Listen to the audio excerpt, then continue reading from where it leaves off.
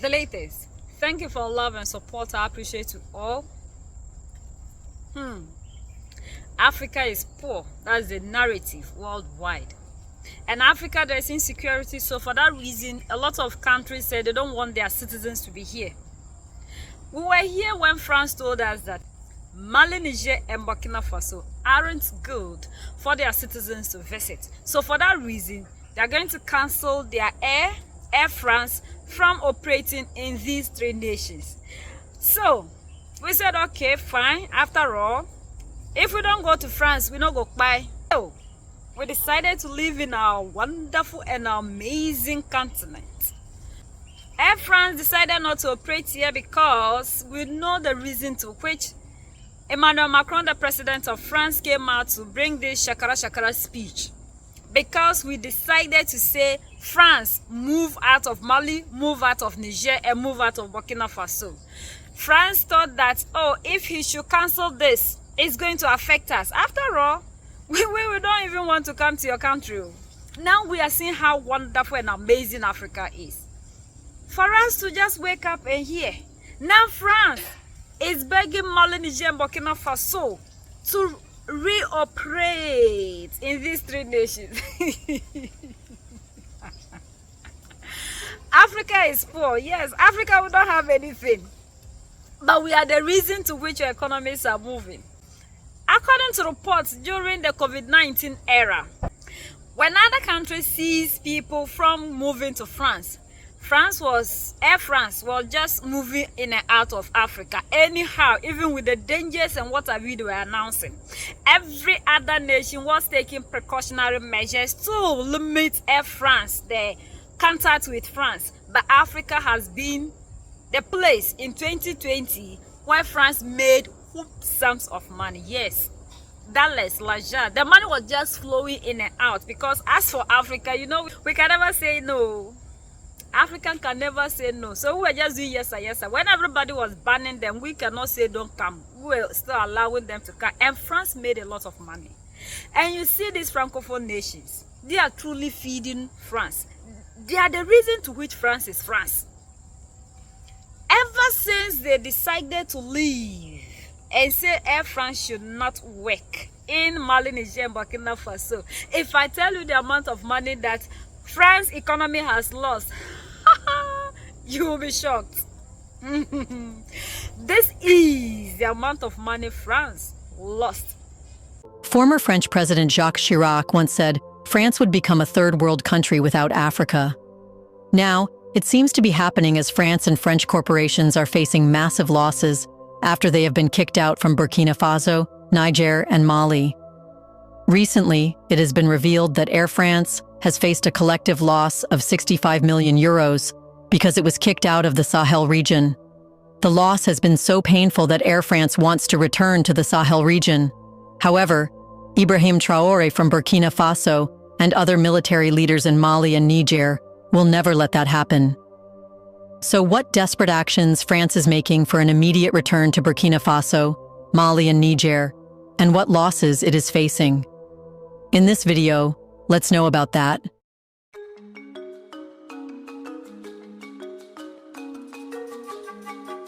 For decades, France relied on Africa as its economic backbone, extracting wealth while maintaining geopolitical leverage over the continent. However, after revolutionary military leaders come to power in Burkina Faso, Niger, and Mali, things have changed entirely. They brought a watershed moment for France, a major shock that has rattled France and French companies. The expulsion of French troops, corporations, and political influence from Mali, Niger, and Burkina Faso has shattered France's economic stranglehold over the region. Nowhere is this decline more visible than in the financial devastation faced by Air France, which has lost over 65 million euros since being forced out of the Sahel. For Air France, the Sahel was more than just another destination. It was a highly profitable monopoly. The airline generated staggering daily revenues, 500 million CFA francs from Mali, 430 million from Niger, and 390 million from Burkina Faso, adding up to over 2 million euros per day. This level of profit was a reflection of just how deeply France depended on the Sahel for economic survival. and we are only talking about one of the hundreds of companies. But with the rise of military-led governments in these nations and their firm rejection of French dominance, Air France was pushed out, cutting off one of its most lucrative revenue streams. The result has been a financial catastrophe, leaving the airline scrambling to regain access to the region. However, the new governments have made it clear that the era of France's unchecked exploitation is over.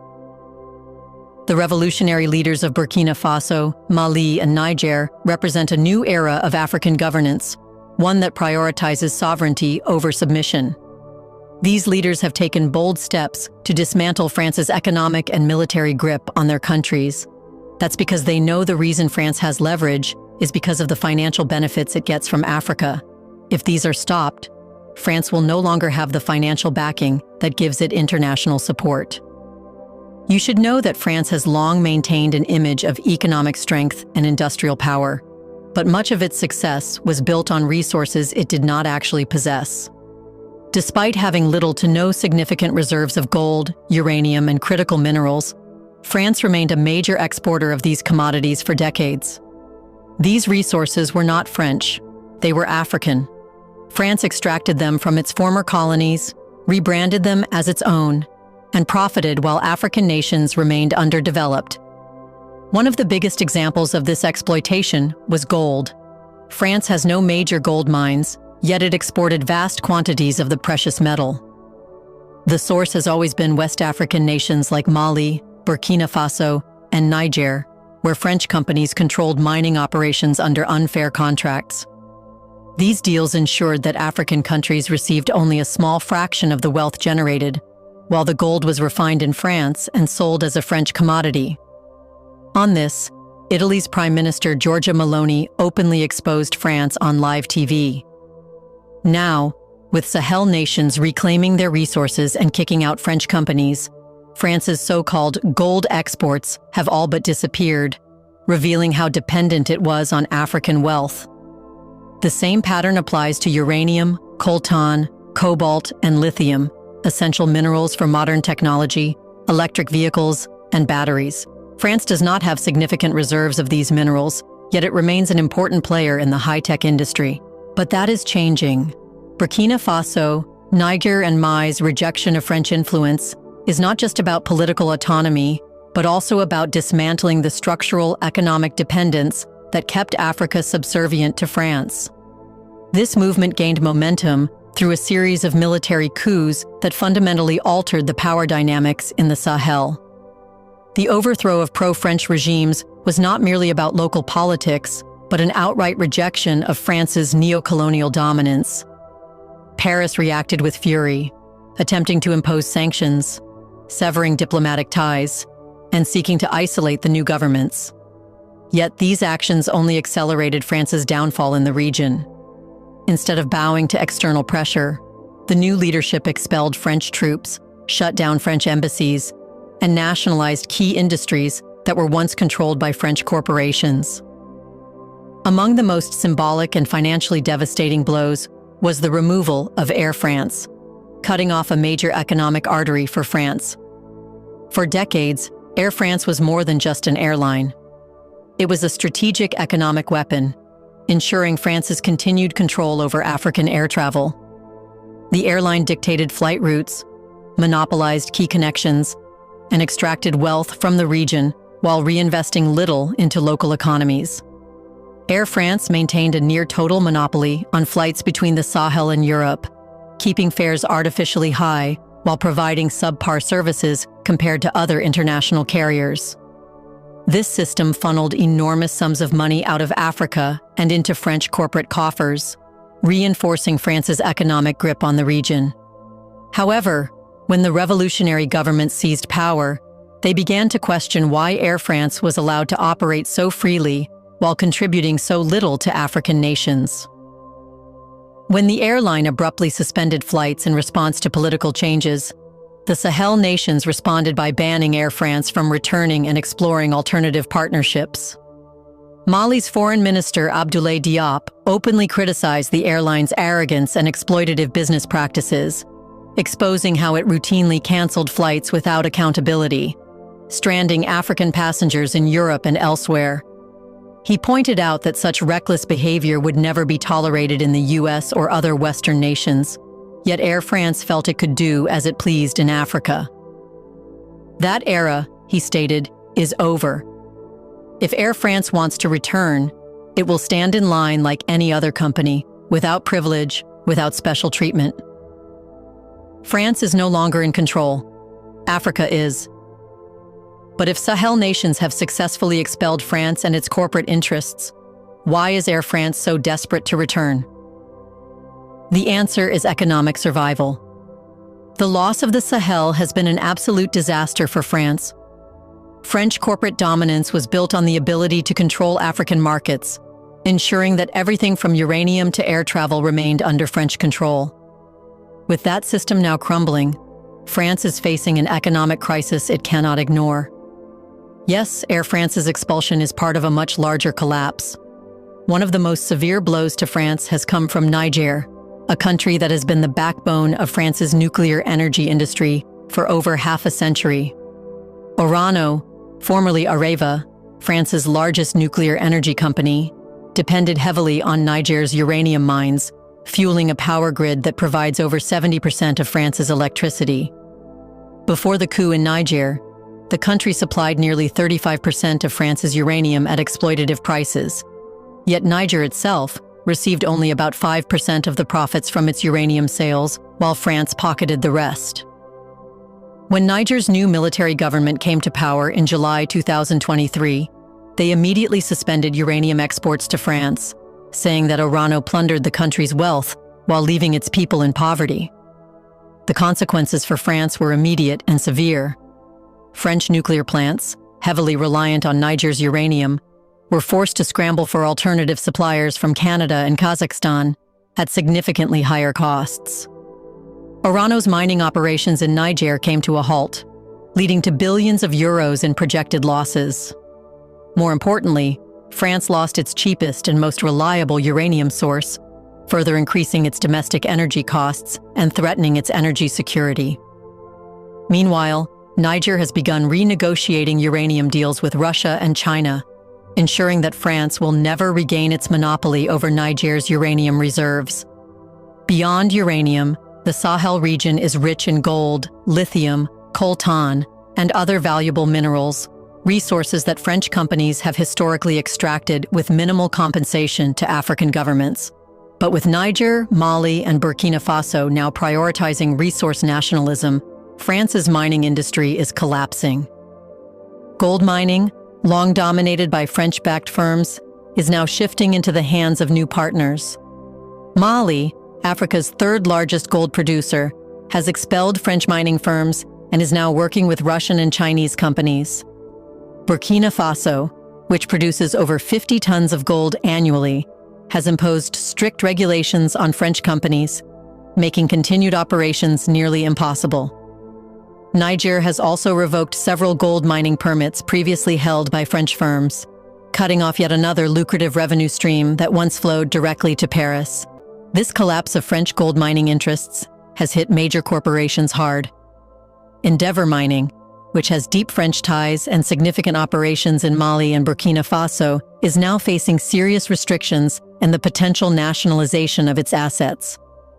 Bolloré Group, which previously controlled the logistics and transport of French mining companies in the region, has lost key contracts and is being rapidly replaced by Chinese and Russian logistics firms.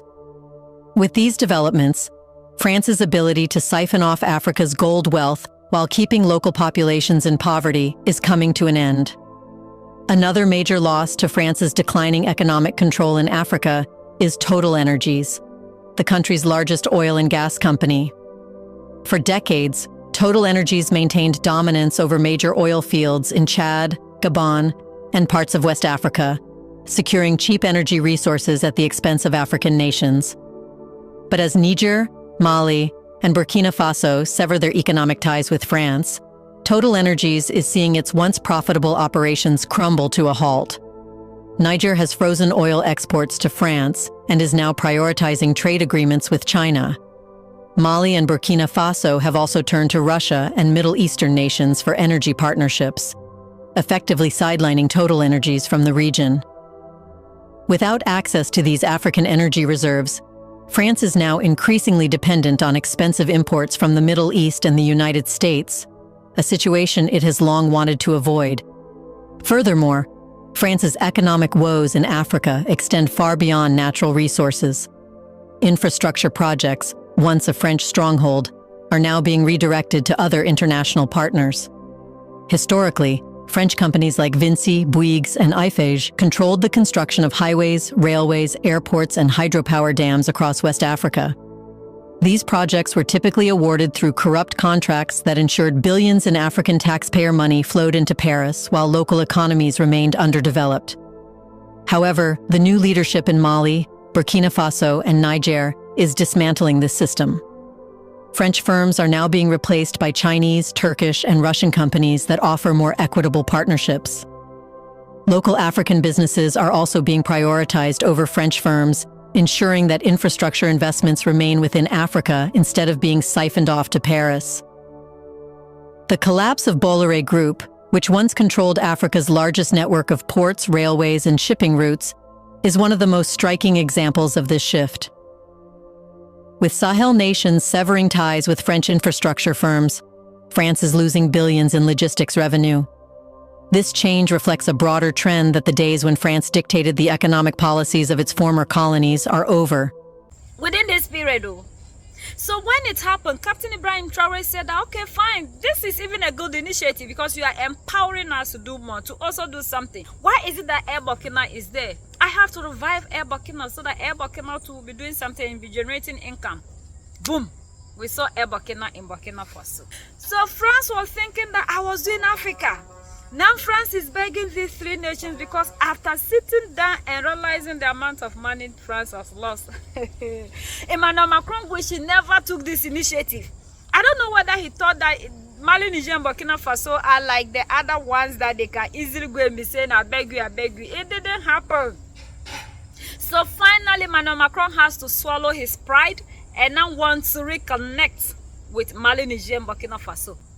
Must Air France start operation in Mali, Niger, and Burkina Faso?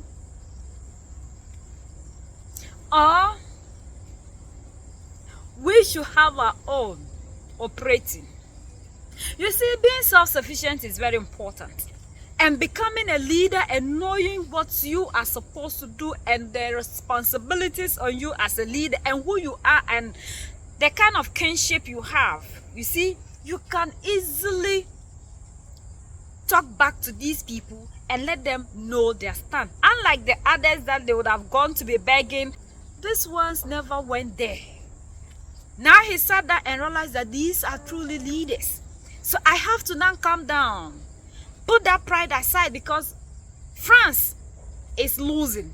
France is collapsing. And finally, when the bank is ready, the central bank is ready, France is going to be history.